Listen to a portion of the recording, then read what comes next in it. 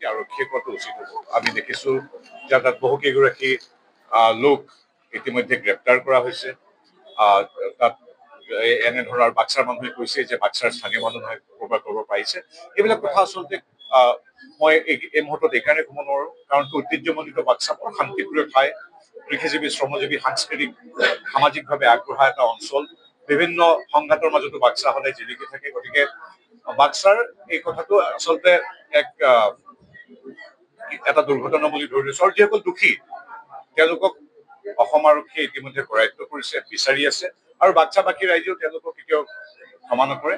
বাক্সা সদায় সুন্দৰ, বাক্সা সদায় ভালে থাকিব। গতিকে বাক্সাক লৈ আমি সদায় গৌৰৱ কৰোঁ। ধন্যবাদ। আৰক্ষীয়ে কৰাটো উচিত হ'ব। আমি দেখিছো যে তাত বহু কেইগৰাকী লোক ইতিমধ্যে গ্ৰেপ্তাৰ কৰা হৈছে। তাত এনেধৰণৰ বাক্সাৰ মানুহে কৈছে যে বাক্সাৰ স্থানীয় মানুহে ক'ৰবাত পাৰিছে। এইবিলাক কথা আচলতে মই এই মুহূৰ্তত এইকাৰণে ক'ব নোৱাৰো, কাৰণ ঐতিহ্যমণ্ডিত বাক্সা বৰ শান্তিপ্ৰিয় ঠাই, কৃষিজীৱী, শ্ৰমজীৱী, সাংস্কৃতিক, সামাজিকভাৱে আগবঢ়া এটা অঞ্চল।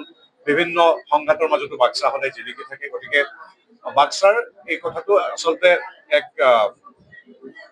এটা দুৰ্ঘটনা বুলি ধৰি লৈছো, আৰু যিসকল দোষী তেওঁলোকক অসম আৰক্ষীয়ে ইতিমধ্যে কৰায়ত্ব কৰিছে, বিচাৰি আছে, আৰু বাক্সাবাসী ৰাইজেও তেওঁলোকক কেতিয়াও ক্ষমা নকৰে। বাক্সা সদায় সুন্দৰ, বাক্সা সদায় ভালে থাকিব। গতিকে বাক্সাক লৈ আমি